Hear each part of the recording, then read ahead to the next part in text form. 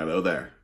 What is going on, everybody? I'm going to talk to you today about all these KeyForge decks we've been seeing on eBay and other places show up for like $100 decks, $200 decks. I even saw a $1,000 deck on sale. It's just absolutely insane. I'm actually not going to link to any of them because I don't want to help promote that right now because I feel like people are getting taken advantage of. And I'm going to talk to you about 4 reasons why this is just madness and nonsense. And hopefully it doesn't continue too much more, at least not at the extremes that it is.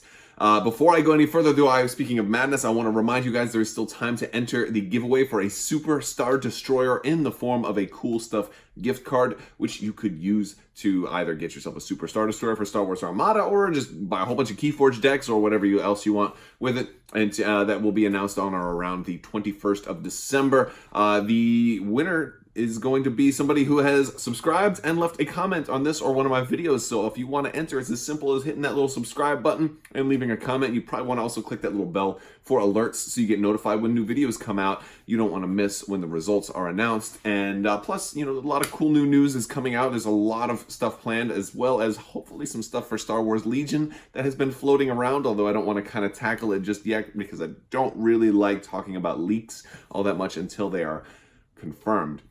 That being said, let's dive into 4 reasons why this KeyForge crazy expensive deck nonsense has to stop. First off, it's a new game, all right? Brand new game. You've got this syndrome that happens anytime there's a brand new game, is that everybody wants this aftermarket sales and everybody kind of gets this hysteria on, oh my gosh, I have to have the best deck right away. Oh, I have to have the best cards right away. Oh, I can sell stuff for this crazy amount right away. And people are afraid that maybe it's going to sell out or that something maybe had been misprinted and something's going to be broken. It's like Black Lotus syndrome from Magic the Gathering. People are thinking, oh, this is going to be worth something. Oh, I've got a 4 Horsemen deck. It's going to be, I have to spend hundreds of dollars on it because they're never going to make Horsemen again. Baloney. This is happening way too much, and it's just not going to be true. Granted, if you really just if you got money to burn and you want to do it, more power to you. It's a free, it's a free market here. But gosh, guys, it's just the hysteria needs to calm down. It's not. They're not worth it. It's just a symptom of it being a new game.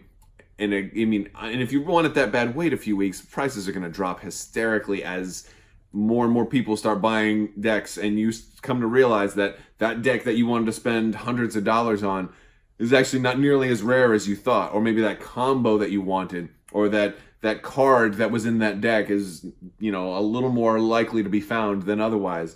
Then it's probably not worth it. Now, if you find something that's misprinted, or you find a funny name that is going to not be reprinted or something like that, there's certain really offensive names that have shown up. If you wanted to get that for a collector's reason, then that's totally different. But if you think you need to spend $500 on a deck that to be competitive, wait a while, because this new game syndrome, and it's probably going to calm down. Number 2, I think people don't really know what's good just yet. I think people are kind of caught up in this hysteria of there's certain, key cards or keywords or things that they think, oh my gosh, that's going to be a really good deck. I'm going to use the Horseman as an example. So if you haven't seen, I did a breakdown of a deck that I thought was really, really good. And it was a Horseman deck. And I have a video on that, and it's actually been getting a lot of views lately. I hope I haven't contributed to this, this hysteria that Horseman decks are the end all be all. This deck was good, but it wasn't because of just the Horsemen, although I like the Horsemen. And if you're not familiar with what the Horsemen are, basically there's a special type of rarity called Special, and that if you get certain criteria in your deck, the special cards are automatically included. In the case of a Horseman, if you get 1 Horseman, you get the other 3, and they all have synergy with each other. So it's a nice, group of 4 creatures that are going to be their Sanctum, that are going to be in your deck, and then you can go ahead and, have them combo off of each other. And that's nice, but it's not that strong. What makes the deck strong that I showcased, that has them in there, is that it has a lot of creature cards, and it also happens to have cards that combo off of having a lot of creature cards, and it has some natural synergies. And so it's fairly well-rounded. And it even counters, like the counter to a lot of creatures is board clearing cards. And so if somebody clears the board and then they put their own creatures, I have other cards to clear the board right back and then put all of my own creatures right back out there. So it has a natural flow to it that makes it easy to play, especially because the game's new. We're still kind of all in this learning phase where we're still all learning how to play the game, learning the tech of how to play combos, how best to prepare for what your opponent might have, and all of these things. And I think a lot of people are just looking at, oh, that has a great card, I have to have that deck. Or that has 2 of the cards that I really want. Or that has the 3 houses that I really wanted to have comboed together. And while those things are cool from a very beginner standpoint, I think after playing for maybe a couple months, you're going to realize that your opinion on what's good and what isn't good will drastically change. And just because a deck has horsemen in it doesn't necessarily mean it's that good. They are a little bit rare to get horsemen, but they're not that rare. I've got 2 horsemen decks already from just opening stuff, and one is better than the other, but it's like, and that was that first one, I think, is one of the best decks that I've got that I made the video on. But it's not just because of the horsemen. I've got other really good decks that don't have horsemen in it. So it's not like there's like a magic button that says, oh, this is a great deck. It's about the flow and the synergy. And I'm going to do more videos talking about what makes a deck good. But my point for this video is that I think a lot of people don't really know what makes a deck good, because we're all still in that learning process right now of what actually makes a deck good. My third point is, even if that deck is good, you're totally not seeing how it's going to work right now because of 2 things, chains and power. So the weaker a deck is, the more power it may eventually have once the app and the master vault is complete. But also, decks are going to start with chains. That's the balancing factor of this game. People are caught up into the, oh my gosh, like, this is not Magic the Gathering. You don't need like this amazingly powerful deck to walk in and just start wrecking face in tournaments. That's not how the game is designed to work. The game is designed to work with chains, not just the chains you get for cards, but the chains that are inherently there to balance. All decks should be balanced and equalized to be on a more level playing field. So the most powerful deck in the world versus the weakest deck in the world should still be able to have a contest. They should still be balanced, and that balancing is going to come through chains.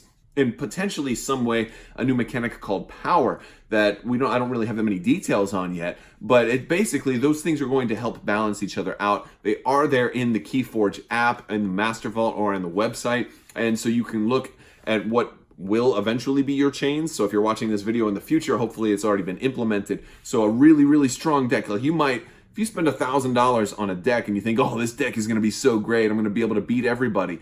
Well, next week, or however, maybe next month, when that app, gets updated, and now it turns out, oh, well, this is a 30 chain deck. Oh, well, now I have to start off with only 3 cards in my hand, and it's going to be like 6 turns before I can draw more than that. It's going to be a problem for you. And so that's, that you may not really want a deck that's that powerful. You may want a deck that's more balanced and less crazy, so this way you don't have to start off with that many chains. So, again, chains are a mechanic that hasn't hit the ground like fully yet, but boy, when it does, it's gonna, you guys have to prepare for that eventuality. Like, even my most powerful decks, I am not putting too much stock in, because the more they win, the more of a handicap I'm gonna have. And then the fourth reason is, you may not even get to use this $1,000 deck that you buy. What do I mean by that? Well, there are multiple different tournament formats, right? I imagine the only reason for somebody to get what drives you to go get an expensive deck, so you can play it against, in tournaments maybe and win, but not all tournaments are going to just give you the opportunity to give you that guarantee that you're going to be able to play that deck. The reason being, there's multiple different tournament formats, and there are, of course, one of the cooler ones is where you bring 2 decks, and once you lose with both decks, then you're out. That's a cool one. But there are other formats. For example, there's a format where you bring 3 decks, and your opponent can ban one of them, and then you choose from the remaining 2. And so if you've got that $1,000 deck, and maybe it is actually a really good deck, or maybe it's just mediocre.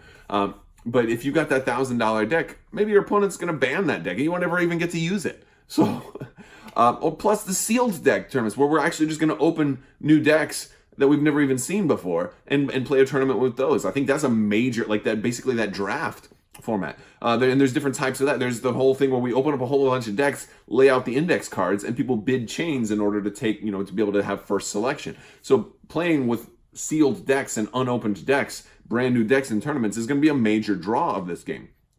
It's about both. It's about multiple formats. And a lot of those formats are going to mean that you may not be able to use that super expensive deck. So it's just really not worth you spending that much money. I mean, for like $100 at a lot of places, you can just get a whole display case or a whole box of like 12 of these Archon decks. And I guarantee you're going to find some good decks. If you buy 12 decks, you're going to get I've bought in 2 boxes so far. I'm over 30 something decks at the time of recording this video.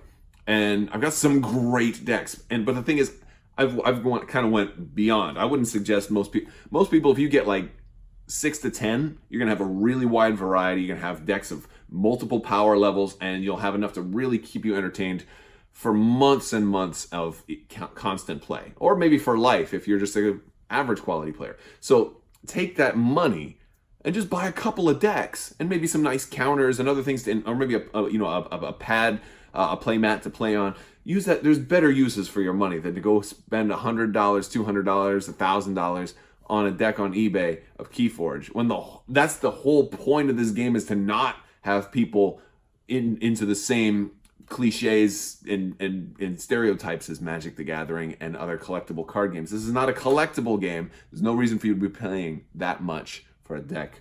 And that's all I've got to say about it. If you agree with me, let me know. If I missed a valid point, or if you think there's a really good reason to spend $1,000 on a deck, let me know in the comments below, because I'm just a dude who likes games, and maybe my opinion is wrong, or maybe it's just different than yours. But this is the beauty of it. We can have the discussion. We can agree to disagree, and maybe I missed something that's very important. And you guys are actually really cool, because a lot of you have brought up valid points that I have totally been wrong on before, and I have no problem owning up to that. So if you like this video, go ahead and leave a comment. Let me know what you think down in the comments below. Give it a thumbs up. So I appreciate the likes as well. Don't forget to enter to win that giveaway for the Superstar Destroyer. That should be coming out first quarter of 2019, so that's really exciting, although it's probably pushing the end of that quarter. We're looking at maybe late March for that Superstar Destroyer. So, but that will still be announced in time for Christmas, so hopefully you guys are getting in the holiday spirit. We got lots of holidays coming up. Thanksgiving and all the December holidays are all upon us. And if you don't celebrate any of the holidays at all, well, I just hope you have a great fourth quarter of 2018. All right, I want to thank you guys so much for watching. Big thanks to all my patrons on Patreon. You guys help make this possible as well. I want to thank you all so much. And thanks everybody so much for watching. Have a great day.